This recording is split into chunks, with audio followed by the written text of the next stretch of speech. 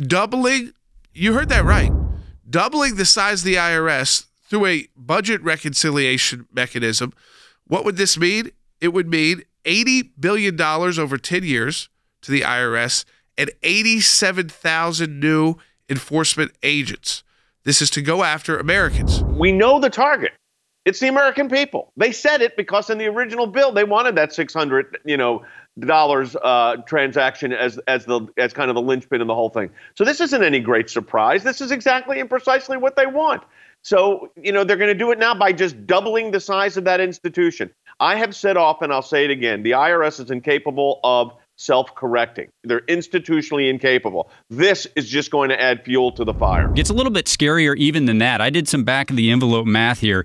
If that $45 billion was used to hire 87,000 agents, you know what the annual budget for each of those agents would be to enforce tax law? It'd be about $515,000 for every one of those agents. What they are trying to do, Dad, is create a new pool of people that would be subject to the random audit by the IRS that usually would not be in the income levels, which is why I think it hits home to everybody. Creating an entire new bureaucracy that will go through the administrative steps necessary to start auditing everybody that they can. And look, we know they target people. We know they target people because we saw them target the Tea Party groups and the conservative groups. And then as soon as the new administration was in, who they start targeting again?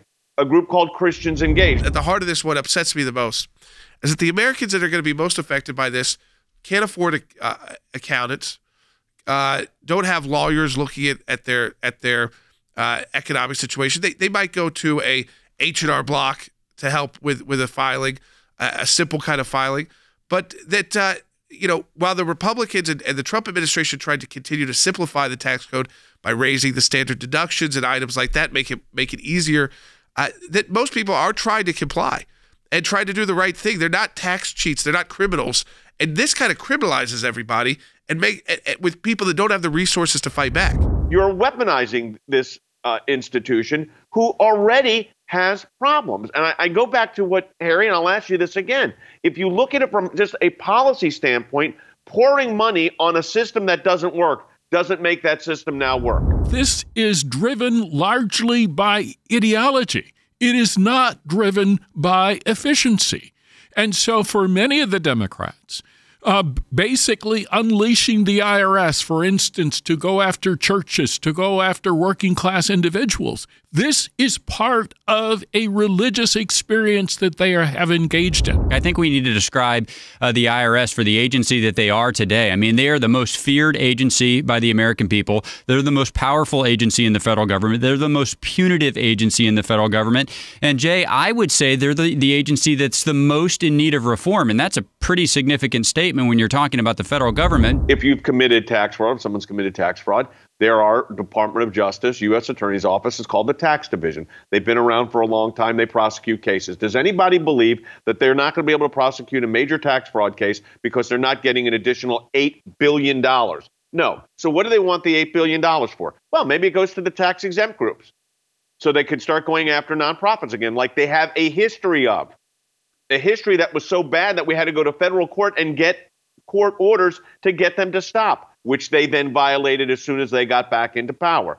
So we know where this goes. We know from the history of this bill, right, Dan, that initially the trigger for this whole bill was $600 worth of expenditures. And there was an uproar. But we know that's what they wanted as a basis upon which they could start looking at people. This is not ancient history. This is the last decade for the IRS. They have used the authority that they already have, not the authority we're talking about today, the authority that they already have to target people based on their political views and their religious views. Jay, if we almost double their size without instituting a fundamental reform of the agency, you're just going to get more of the same. Build Back Better is all about one thing and one thing only: expanding the size and scope of government, expanding the size and scope of government so that it can interfere with our individual lives. This is an organization that asks taxpayers in the nonprofit world what the contents of their prayers were. Will Haynes just pointed that out.